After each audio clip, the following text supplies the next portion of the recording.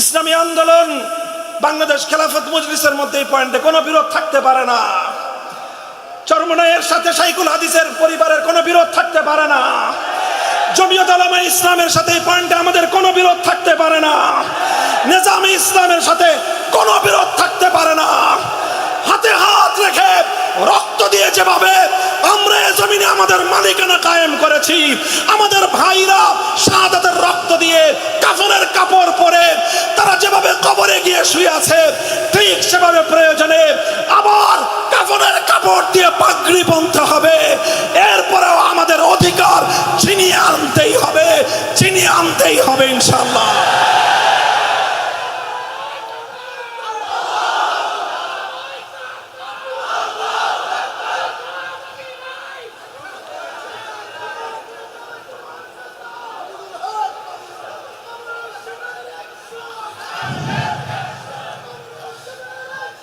আমি একটা কথা বললাম, এই কথাটা আপনারা খুব ভালো করে মনে রাখবেন। আমার আরেকটা কথা গুরুত্বপূর্ণ, যেই কথাটা আমার মূল মেসেজ, সেটা আমি এখন বলতেছি। সেটা হলো এই যে বায়াতের রিদওয়ানকে এতটা তাৎপর্যময় যে বর্ণনা করা হলো, এতটা গুরুত্ব দেওয়া হলো বায়াতের রিদওয়ানকে, এটা তো পরবর্তী যুগের কোনো ঐতিহাসিক এই গুরুত্বটা দেয় নাই। এই গুরুত্বটা তো স্বয়ং সাহাবায়ে কেরাম দিয়েছেন, এই গুরুত্বটা তো স্বয়ং আল্লাহর নবী দিয়েছেন। বরং আরেক কদম বাড়িয়ে তো বলতে হবে, এই গুরুত্ব তো স্বয়ং আমার আল্লাহ ঘোষণা করেছেন। আল্লাহ রাব্বুল আলামিনই তো সুলহে হুদাইবিয়ার পর যখন আল্লাহর নবী হুদাইবিয়া থেকে মদিনার দিকে ফিরে যাচ্ছিলেন, সাহাবায়ে কেরামের তাদের হৃদয়গুলো ভাঙ্গা ছিল, তাদের মনগুলো বেদনা বিদুর ছিল।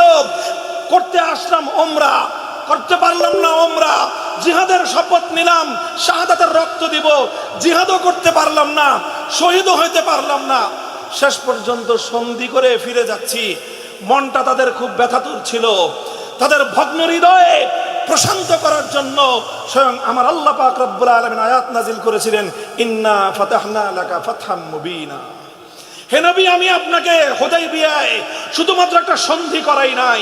এই মনে রাখো মাদ্রাসা তালেবে ইলমরা, আমার আল্লাহ বলতেছেন, হে আমার সাহাবী, হে আমার নবীর সৈনিকেরা, হে আমার নবীর সাহাবীরা, হে উম্মতে মুসলিমার এক একজন সদস্য, শুনে রাখো, হুদাইবিয়ায় একটা চুক্তি স্বাক্ষরিত হয়েছে। বাহ্যিকভাবে দেখা গিয়েছে ওই চুক্তির মধ্যে মুসলমানরা নথি স্বীকার করেছে, কিন্তু আমি আল্লাহ ঘোষণা করতেছি, বাহ্যিকভাবে এটা একটা চুক্তি, বাহ্যিকভাবে এটা একটা সন্ধি, কিন্তু আমি আল্লাহ বলতেছি এটা শুধুমাত্র একটি সন্ধি নয়, এটা হলো ইসলামের ইতিহাসের সবচেয়ে বড় ঐতিহাসিক বিজয়। কেন হুদাইবিয়াটা কেন ঐতিহাসিক বিজয়? কারণটা কি? আপনারা এবার সমস্ত শুরুহাত বুখারী শরীফের যত সরা আছে, ফাথুল বারী খুলেন, উমদাতুল কারী খুলেন, শরহে মুসলিম নববী খুলেন, আজ পর্যন্ত আমাদের আকাবিরিনদের লেখা, আল্লামা শাব্বির আহমদ উসমানীর ফাথহুল মুলহিম খুলেন, আল্লামা নববী খুলেন, সমস্ত হাদিসের ব্যাখ্যা গ্রন্থগুলো খুলে আপনারা এই প্রশ্ন পড়েন, কোরআনের ওই আয়াতের তাফসীর পড়েন, একেবারে প্রথম যুগ থেকে নিয়ে বর্তমান যুগ পর্যন্ত মুফাসসিরিনদের লেখা তাফসীরগুলো পড়েন। কেন আল্লাহ পাক রব্বুল আলামিন হুদাইবিয়ার সন্ধিকে এত বড় ঐতিহাসিক বিজয় হিসেবে আল্লাহ পাক কেন অভিহিত করলেন, কেন আখ্যায়িত করলেন? What is the reason? কারণটা কি? কারণ, মৌলিক যেই কারণটা, সেটা হলো এই, হুদাইবিয়ার মাধ্যমে প্রত্যক্ষ বিজয় যদিও মুসলমানদের আসে নাই, হুদাইবিয়ার মাধ্যমে মুসলমানদের রাজনৈতিক বিজয় অর্জিত হয়েছিল। কোন বিজয়? জোরে বলো, কোন বিজয়? হুদাইবিয়ার মাধ্যমে আল্লাহর নবীর রাজনৈতিক দূরদর্শিতার বিজয় অর্জিত হয়েছিল। হুদাইবিয়ার মাধ্যমে মুসলমানদের রাজনৈতিক শক্তির স্বীকৃতি পেয়েছিলেন আল্লাহর নবী। অর্থাৎ হুদাইবিয়ায় যুদ্ধের বিজয় হয় নাই, রণাঙ্গনের বিজয় হয় নাই, হুদাইবিয়ায় রাজনৈতিক বিজয় হয়েছে। রাজনৈতিক বিজয়টা কি? হুদাইবিয়ার সবচেয়ে বড় রাজনৈতিক বিজয় ছিল যেই মক্কার কুরাইশরা এতদিন পর্যন্ত ইসলাম এবং মুসলমানদেরকে কোনো শক্তি বলে স্বীকার করত না। ওরা বলতো মুহাম্মদ সাল্লাল্লাহু আলাইহি ওয়াসাল্লামের আশেপাশে কিছু বিক্ষিপ্ত মানুষ জমা হয়েছে, আরো নিকৃষ্ট ভাষায় উপেক্ষা করে উপহাস করে তারা বলতো কিছু বাদাইম্য জমা হয়েছে। নাউজুবিল্লাহ। আপনি পড়েন হুদাইবিয়ার ইতিহাসের মধ্যে পড়েন, তারা যেই কথাগুলো বলেছিল যে আল আওবাস, আপনার চারপাশে কিছু বাদাইম্মা বেহুদা জমা হয়েছে, এগুলো 2 দিন পরে চলে যাবে, আপনি এদের জন্য নিজের গোত্রের সঙ্গে আপনি লড়াই করেন।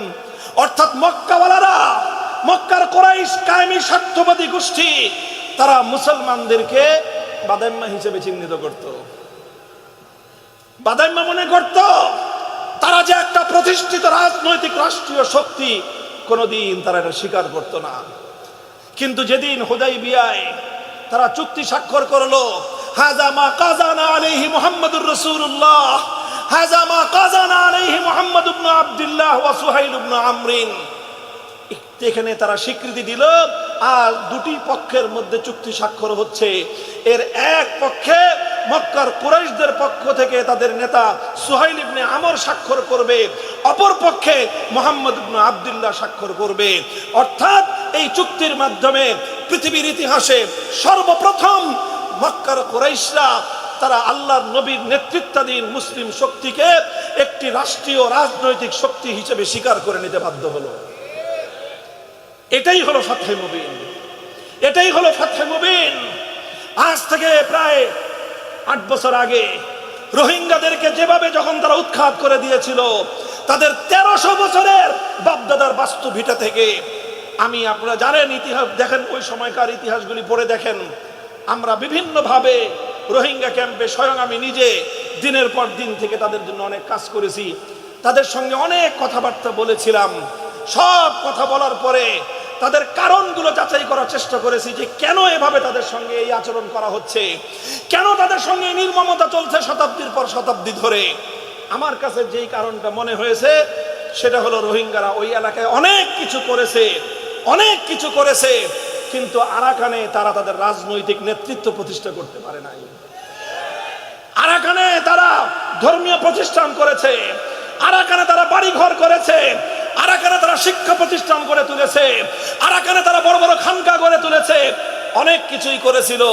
কিন্তু একটা কাজ রোহিঙ্গারা কখনোই করার চিন্তা করে নাই, সেটা হলো তাদেরকে আরাকানের একটা স্থায়ী রাজনৈতিক শক্তি হিসেবে, সুসংহত একটা নেতৃত্বের অধীনে রাজনৈতিক শক্তি হিসেবে নিজেদেরকে প্রতিষ্ঠা করতে তারা পারে নাই। এটা আমার মনে হয়েছে, এটার উপরে আমার অনেক বিশ্লেষণ আছে, যুক্তি আছে।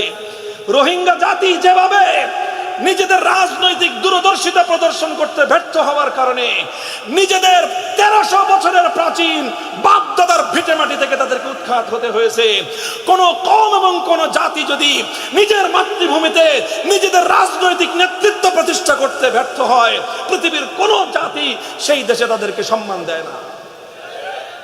আজ আমরা কান্নাকাটি করি, অনেক আমাদের আফসোস হয় যে আমাদেরকে মূল্যায়ন করে না, আমাদেরকে এই করে না, সেই করে না। আরে তুড়ি মারো তাদের এই সমস্ত মূল্যায়নের, নিজেদের রাজনৈতিক নেতৃত্ব প্রতিষ্ঠা করো, পায়ে ছুঁয়ে সালাম করতে বাধ্য হবে।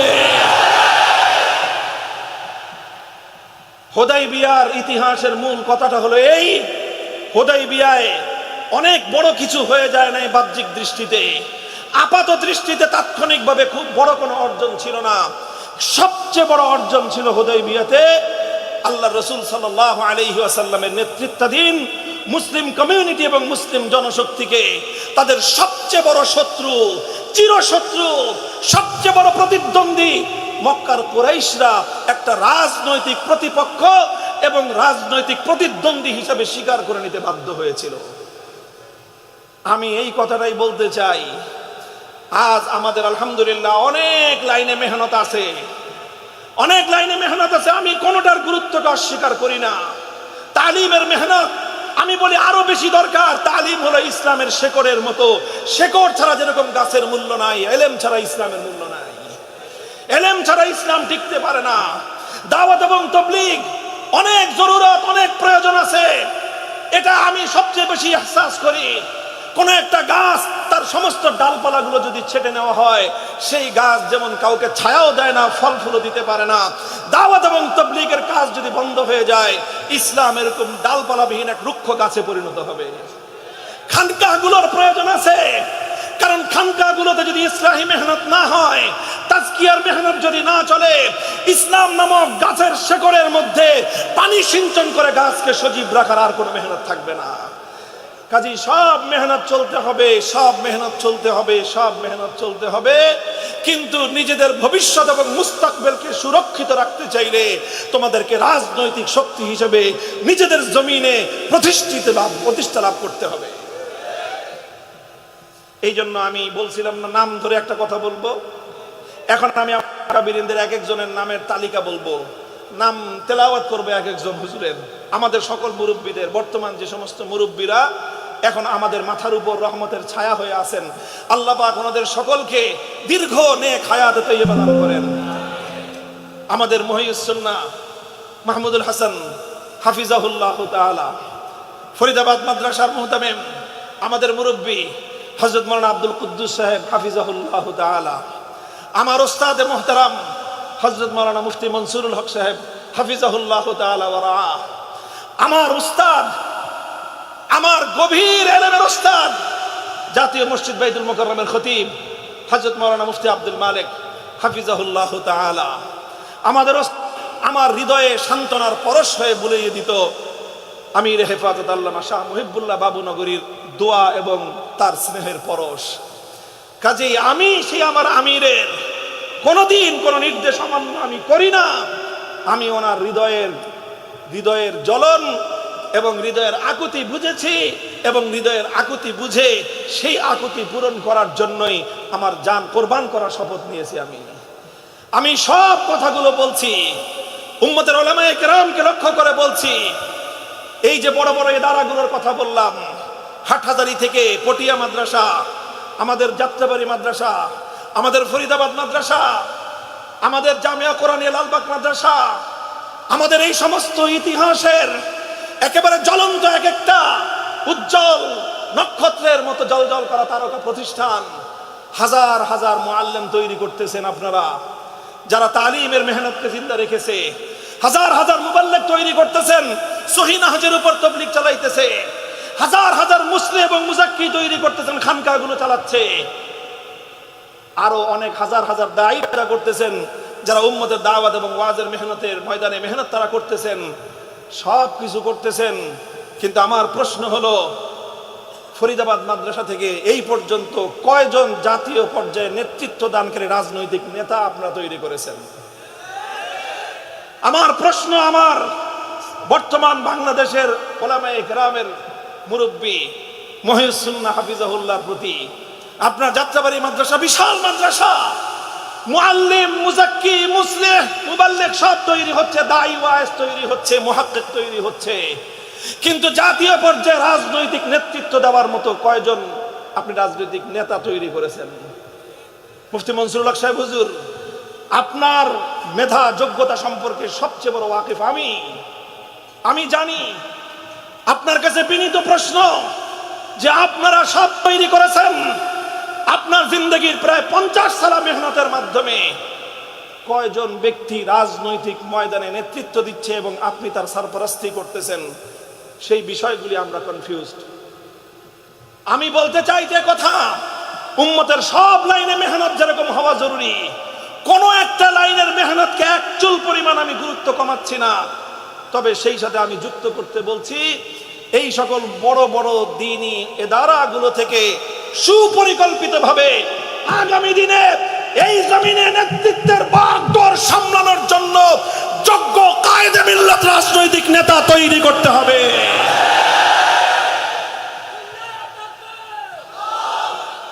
যদি আমরা সেই রাজনৈতিক নেতৃত্ব প্রতিষ্ঠা করতে পারি, ইনশাআল্লাহ এই জমিনে আমাদের তালিমের মেহনত, আমাদের তাবলীগের মেহনত, আমাদের তাজকিয়ার মেহনত, আমাদের দাওয়াতের মেহনত, এই সবগুলো মেহনত শুধুমাত্র সুরক্ষিতই থাকবে না, বরং এগুলোর পরিপূর্ণ সুফল আমরা ভোগ করতে পারবো। কারো কাছে আমাদের ধর্ণা দেওয়া লাগবে না।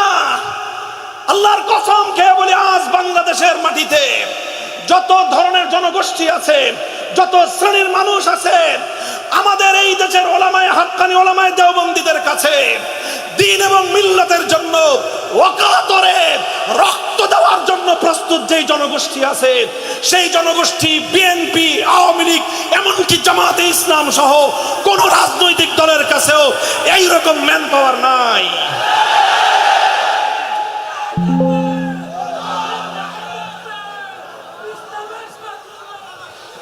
সুতরাং আমার আজকের আখেরি পয়গাম হলো এই, আল্লাহর নবীর সিরাত থেকে, সিরাতুন নবীর এই আলোচনাটা আমি করে গেলাম যে আল্লাহর নবীর জীবনের সবচেয়ে বড় ঐতিহাসিক বিজয় হিসেবে আল্লাহ পাক আখ্যায়িত করেছেন সেই দিনকে, যেই দিন আল্লাহর নবীর রাজনৈতিক বিজয় প্রতিষ্ঠিত হয়েছিল।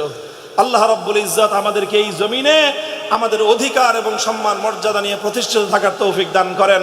ওয়া আখিরু দাওয়ানা আলহামদুলিল্লাহি রাব্বিল আলামিন। আসসালামু আলাইকুম ওয়া রাহমাতুল্লাহ।